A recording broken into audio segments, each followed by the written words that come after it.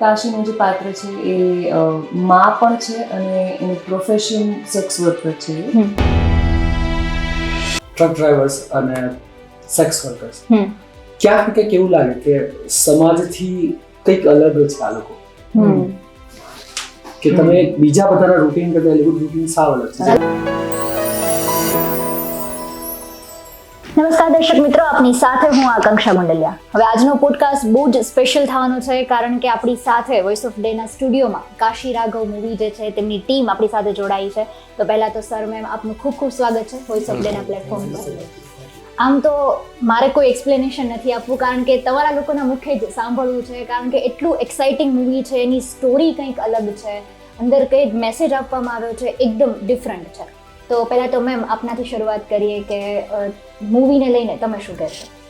હું એટલું જ કહીશ કે કંઈક જુદું અમે કરવાનો પ્રયત્ન કર્યો છે. તો જેમ દર્શક મિત્રો તમે પ્રેમ આપતા હો છો અમારી ફિલ્મોને, તો આને પણ ખૂબ જ પ્રેમ આપો, કારણ કે તમે કહેતા હો છો કે કંઈક જુદું લાવો, કંઈક જુદું લાવો. તો હવે કંઈક જુદું લઈને આવ્યા છીએ અને બહુ રિયલિસ્ટિક ફિલ્મ છે. પ્રયત્ન એ હતો કે સ્ટાઇલાઇઝ ન કરીને રિયલિસ્ટિક બતાવીએ છે એ જ બતાવીએ. તો એક હાર્ડ હિટિંગ રિયાલિટી તો છે એમાં, તો તમને ફોર શ્યોર ટચ કરશે આ વાત. અને એમાં જો એક અલગ જ કન્સેપ્ટ બતાવવામાં આવ્યો છે, એક સ્ત્રીને લઈને પણ અલગ વાત કરવામાં આવી છે. તો એ કન્સેપ્ટ વિશે શું કહેશો, કારણ કે તમે પોતે એક સ્ત્રી છો ને તેમાં મુખ્ય પાત્ર ભજવી રહ્યા છો? તો કાશીનું જે પાત્ર છે એ મા પણ છે અને એનું પ્રોફેશન સેક્સ વર્કર છે, પ્રોફેશન તરીકે. તો એ જે એક સ્ટિગ્મા છે સેક્સ વર્કર્સને લઈને સોસાયટીમાં, એ અમે હાઇલાઇટ કરવાનો પ્રયત્ન કર્યો છે કે કેવી રીતે લોકો જુએ છે સેક્સ વર્કર્સને, ને એની ઇન્ટરનલ જર્ની. કે અમુક વાર એવું બી થયું કે એને એવું ફીલ થતું હતું કે આ હું જે મા બની છું, આ વેલિડ છે કે નથી આ ફિલ્મ, કારણ કે હું આમ સેક્સ વર્કર છું. તો લોકો મને, અને ખબર છે એવું હોય like for women as a society એ મા બને પછી જ એક્સેપ્ટન્સ મળે, પણ આ તો મા બી બની ગઈ છે, હજી એક્સેપ્ટન્સ નથી મળી એવી રીતે સોસાયટીમાં.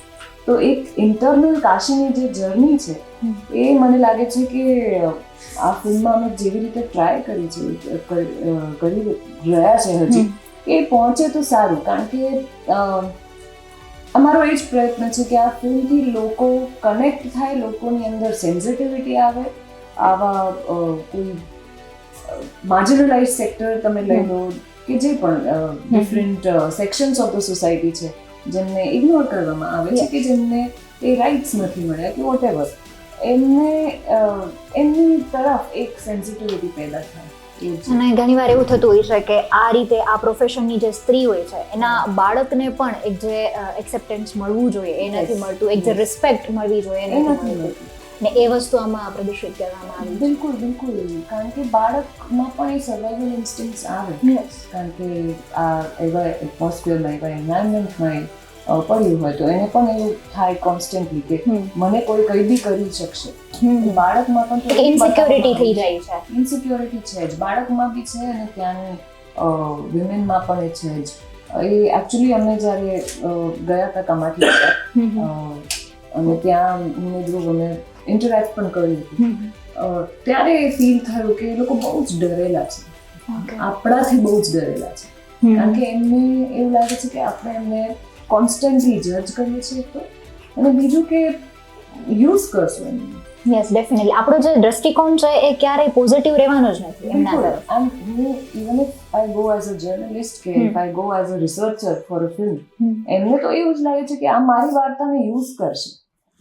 તો એ બી જે ગેસ છે ને એમની અંદર, એ that is because of us. તો even whenever we go visit, તો એ સેન્સિટિવિટી રાખવી જોઈએ કે એમને કમ્ફર્ટ મળે કે અમે તમારી વાર્તાને યુઝ નહીં કરીએ, પણ તમે જે ઇન્ટરનલી ફીલ કરો છો ને એ અમારે ફીલ કરવું છે, એટલા માટે તમને મળવા આવ્યા છીએ, સો દેટ લોકોને ખબર પડે કે તમારું પ્રેમ શું છે અને એ લોકો સુધી વાત પહોંચે, કારણ કે વોટ એવર એ લોકોનું જે પ્રોફેશન છે પણ એક રિસ્પેક્ટ આપવી એક આપણી ફરજ છે, કારણ કે એ એમનું પ્રોફેશન છે અને એ લોકો એક કામ કરી રહ્યા છે. બિલકુલ, અને એમની ચોઇસ નથી. Yes, definitely we need to stop forgetting કે ઇટ્સ ધેર ચોઇસ. અને એ લોકો આટલી જગ્યામાં 50 લોકો રહેતા હોય, વોશરૂમ એક જ હોય, તો તમને તો ખબર છે વિમેન પ્રોબ્લેમ્સ Definitely. એકવાર યુટીઆઈ થાય તો કેવું મગજ જાય ને એમની વધારે. જોડે કોન્સ્ટન્ટ ઇન્ફેક્શન્સ કોન્સ્ટન્ટ ડિઝીઝીસમાં એ લોકો રહેતા હોય, હાઇજીન નથી, કંઈ જ નથી, વાસ આવતી હોય ત્યાં, અને still એ લોકો કરી છોકરાઓ રહ્યા પણ છે. પડી રહ્યા છે. સો આઈ ફીલ કે it's we need to know the reality. We can't shy away ને આમ કકૂનમાં બેસવું ઇઝ વેરી ઇઝી, પણ ત્યાં જઈને એ લોકોની લાઈફ જોવી, એમની રિયાલિટી એટલીસ્ટ એક અમાર સુધી પહોંચી એટલે હું કહી શકું છું કે we are very privileged. And એવું પણ કહી શકાય કે કદાચ અત્યારે તમે લોકો પણ અત્યારે સાંભળી રહ્યા હશો તો તમને પણ એમ થતું હશે કે થોડું ઇઝી છે, બોલવામાં પણ અમને લોકોને ઇઝી, પણ જ્યારે તમે અહીંયા લાઈવ જોવો છો ત્યારનો જે એક્સપિરિયન્સ છે એ એકદમ ડિફરન્ટ હોય છે. શિવત સર, તમારો એક્સપિરિયન્સ મૂવીને લઈને? મારું ને જે જયેશરનું કેરેક્ટર છે એ આ વર્લ્ડથી થોડું દૂર છે, કારણ કે અમારું પ્રોફેશન ટ્રક ડ્રાઇવિંગનું છે. ઓકે. અને હું મારા કેરેક્ટરની વાત કરું તો એ હજી નવો આ પ્રોફેશનમાં આવ્યો છે ટ્રક ડ્રાઇવિંગના. તો એ પહેલી વાર બધું જોઈ રહ્યો છે, નવું એક્સપિરિયન્સ કરી રહ્યો છે, અને એને ખબર નથી કે શું કરવાનું હોય, કઈ રીતે કરવાનું હોય.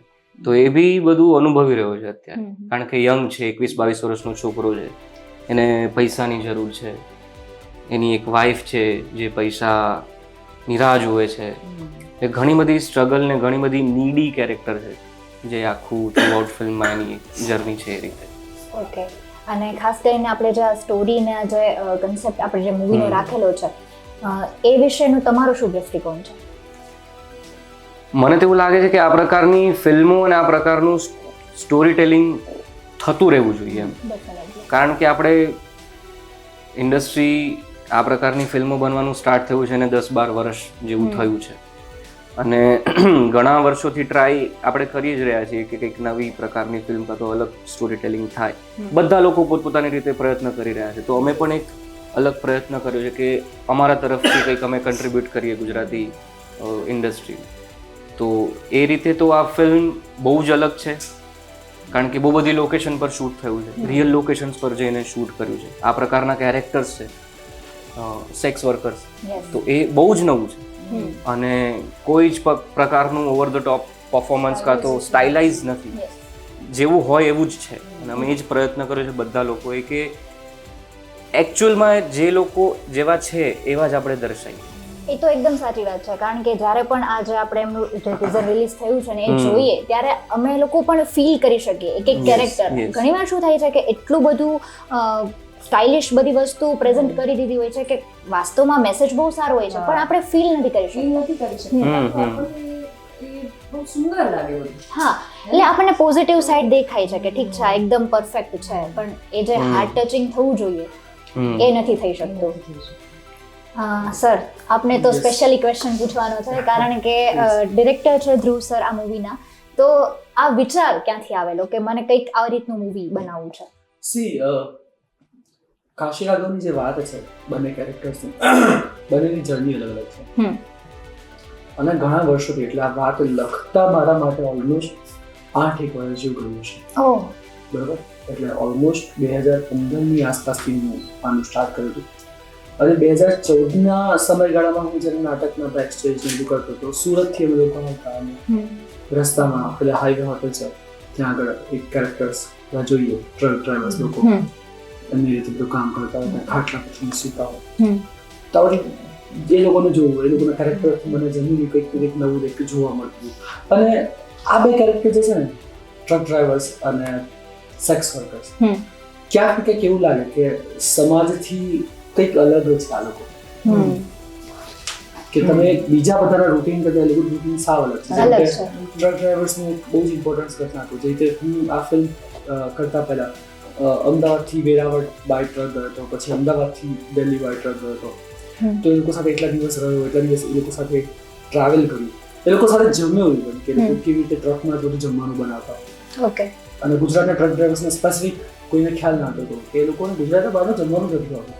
એ લોકો આખી રાશન બાશન બધું પ્રોપર લઈને જાય, બધું કિચન હોય એ લોકો પાસે, ત્યાં રોડ ઉપર ઉભા રહીને બનાવે. ક્યારેક ટાઈમ ના હોય તો ટ્રક ચાલુ ટ્રકે એ લોકો પ્રાઇમર સર્જાવીને અંદર જમવાનું બનાવે. સો એ લોકોની લાઈફ આવી છે. એ લોકોની ફિઝિકલ નીડ્સ ગઈ તો પણ કાઇન્ડ ઓફ એવું છે કે વર્ષ એટલે ખાસા દિવસો સુધી, મહિનાઓ સુધીના ફેમિલી સાથે ના રહેતા હોય તો રોડ સાઈડ પ્રોસ્ટિટ્યુશન ચાલતા હોય એ લોકો ત્યાં જતા હોય તો આ કેરેક્ટર્સ ક્યાંક ને એવી રીતે એકબીજા સાથે કનેક્ટેડ હોય. જેમ કે કાશી સોનાગાછીમાં એક પ્રોસ્ટિટ્યુટ છે અને એની દીકરી ખોવાઈ જાય છે અને દીકરીને શોધવા માટે જાય તો આ બે કેરેક્ટર ક્યાંક ને ક્યાંક આવી રીતે કનેક્ટ થતા હોય બંનેની અલગ અલગ જર્ની સાથે. અને બંનેની અલગ અલગ જર્ની એટલા માટે થઈને જે નામ છે ફિલ્મનું એ કાશી રાઘવ છે. ઓકે, હા, એટલે મારો જે નેક્સ્ટ ક્વેશ્ચન હતો એનો આન્સર તમે મને અત્યારે જ આપી દીધો, કારણ કે હું ક્યારથી એ ક્યુરિયસ હતી કે કાશી રાઘવ જે નામ છે નો ડાઉટ કેરેક્ટર પરથી રાખેલું છે, પણ એની પાછળનો કન્સેપ્ટ જે ખૂબ સારો તમે અત્યારે કીધો છે એટલે એ પરથી એ નામ રાખેલું છે. અને ખાસ કરીને આવા મૂવીઝ જ્યારે ખાસ કરીને ગુજરાતી ઇન્ડસ્ટ્રીમાં આવી રહ્યા છે તો એ પણ એક બહુ ગર્વની લાગણી કહી શકાય આપણા માટે પણ. તો એ વિશે પણ કંઈ કહેવાનું કે દર્શકો સુધી આ માહિતી પહોંચાડવાનો પ્રયાસ તમારો? સી બેઝિકલી બહુ સ્પષ્ટ વસ્તુ કે કોમેડી છે, ડ્રામા છે, આ બધી ફિલ્મો જોવી ગમે છે, મને પણ ગમે છે અને સારી ફિલ્મોને એપ્રિશિએટ હંમેશા કરીએ છીએ. પણ જે ગુજરાતી પબ્લિક એટલે જે એક ભાષામાં એટલે એક ઝોનરામાં બંધાઈ ગઈ છે કે કોમેડી ડ્રામા એટલે ગુજરાતી. આ તમે નોન ગુજરાતી સાથે પણ વાત કરો તો કે યાર આપ લોग તો કોમેડી ફિલ્में ज्यादा देखते हैं, आपकी फिल्में ज्यादा ड्रामा वाली होती है. તો આપણા પાસે કહેવા માટે એવું હોતું નથી કે ના અમારી પાસે પણ અલગ સિનેમા છે.